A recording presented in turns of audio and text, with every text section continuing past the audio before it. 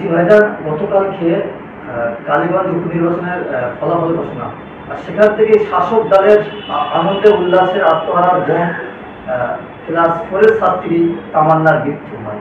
কি বলবেন এই বিষয়ে? দেখুন, পশ্চিমবাংলার বিগত দিনে যত নির্বাচন হয়েছে তৃণমূলের আমলে, এবং পশ্চিমবাংলায় যে নির্বাচন চলছে, এবং আমরা দেখলাম একটা উপনির্বাচন 2026-এর নির্বাচন এখনো আসেনি, শুধুমাত্র একটা উপনির্বাচন তৃণমূলের, সেই নির্বাচনের বলিদান হতে হলো একটা সংখ্যালঘু মুসলিম ছোট্ট একটা নিষ্পাপ শিশু। কেন? তাদের আনন্দের উল্লাসে। তাহলে এই তৃণমূল যে শুধু বোম আর গুলি মাইনরিটিদেরকে হাতে তুলে দিয়ে, মুসলিম এক শ্রেণীর নেতাদের হাতে তুলে দিয়ে মুসলিম নিধনের চক্রান্তে তারা ঘুরে বেড়াচ্ছে, এবং এটা সম্পূর্ণ আরএসএস এর চক্রান্ত। আপনি দেখেন, বিগত দিনে যতগুলো নির্বাচনে মানুষ মরেছে, 20 জন মরলে, 10 জন মরলে একজন অন্য সম্প্রদায়ের, বাকি সব মুসলিম। তো আজকে মুসলিমদের শিক্ষা হওয়া দরকার। যেই মুখ্যমন্ত্রী, তিনি হচ্ছে পুলিশ মন্ত্রী, আজকে এই পুলিশ ব্যর্থ, বাংলার ঘরে ঘরে বোম, তৃণমূলের আনন্দ উল্লাসের মিছিলের ভিতরে বোম। এই বোম তো আর অন্য কোনো রাজনৈতিক দল, অন্য কেউ নিয়ে যায়নি।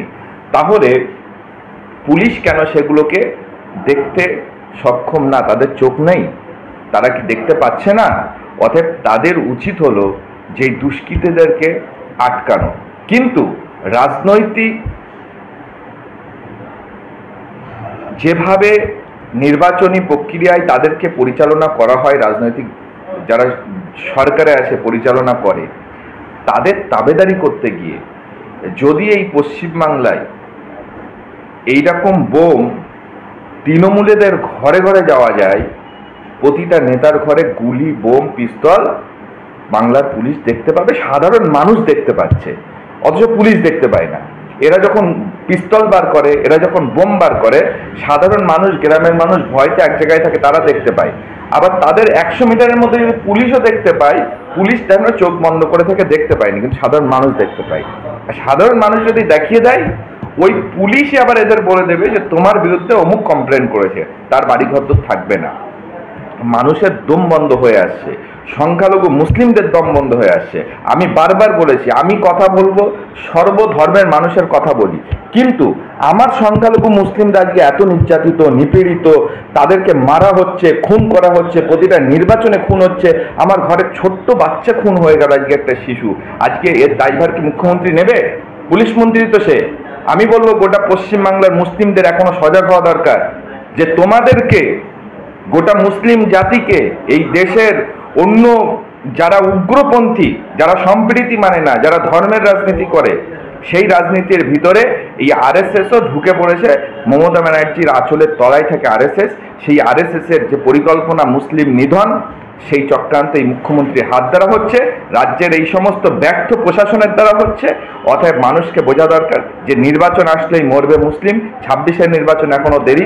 তার মধ্যে যদি একটা রাজনৈতিক দলের লোক মরত, সেটা হয়তো কিছুটাও মেনে নেওয়া ব্যাপার থাকে, তাও মৃত্যুটাকে আমরা কামনা করি না। হিংসা ছড়াতে পারে, কিন্তু যে হিংসার ভিতরে একটা নিষ্পাপ, একটা শিশু, এবং সেটা মুসলিম, তার মায়ের কোল শূন্য হয়ে গেল। আমরা বিশেষ করে বসিরহাট দরবার শরীফের পক্ষ থেকে, আরাফের পক্ষ থেকে আমরা অত্যন্তভাবে তার পরিবারের প্রতি আমাদের সমবেদনা রইল। আল্লাহ পাক তাকে জান্নাত নসিব করুক। কিন্তু আমরা চাই গোটা পশ্চিমবাংলার মুসলিমরা তোমরা জাগ্রত হও, তোমরা রাস্তায় নামো।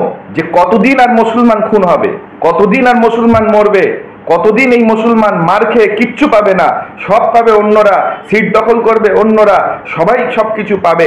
পশ্চিমবাংলার মুসলিমরা শুধু খুন হবে, পশ্চিমবাংলার বাচ্চা শিশুগুলো খুন হবে, পশ্চিমবাংলার মুসলিমদের বাড়ি জ্বলবে, এরা জেলে যাবে, এরা সব করবে, আর তোমরা ক্ষমতা ধরে রাখবে, আর তোমরা শুধু মুসলমানের দরদটা দেখে তোষণ করবে। এটা চলবে না।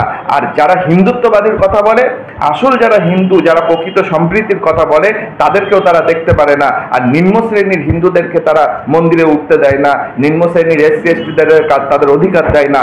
তারাও বুঝে গেছে যে বিজেপি এটা চলবে না, আর মুসলিমদের বোঝা দরকার যে এই সরকার শুধু মুসলিম খুন করে রাজনীতি করবে, মুসলিম মেরে রাজনীতি করবে। মমতা ব্যানার্জি আরএসএস এর লোক এবং আরএসএস এর চক্রান্ত হিন্দু রাষ্ট্র ঘোষণা করার, হিন্দু বাঁচিয়ে মুসলিম কাটো, এটা হচ্ছে আরএসএস এর প্ল্যান। মমতা ব্যানার্জি সেই প্ল্যানে আজ 15 বছর ধরে মুসলিম খুন করেছে, মুসলিম মেরেছে, মুসলিমদের দিয়ে মুসলিম খুন করিয়েছে। এই পরিকল্পনা মুখ্যমন্ত্রী চালাচ্ছে। মুখ্যমন্ত্রী পুলিশ মন্ত্রী সে ব্যর্থ সমাজ চালাতে, রাজ্য চালাতে, প্রশাসন কন্ট্রোল করতে। রাজ্যে এত বোম গুলি ভরে গিয়েছে, সাধারণ মানুষের কাছে পুলিশ ব্যর্থ, মুখ্যমন্ত্রী পুলিশ মন্ত্রী হিসেবে ব্যর্থ, তাকে পদত্যাগ করা উচিত। গোটা পশ্চিমবাংলার মুসলিমদেরকে আমি বলবো, আপনারা পথে নামুন।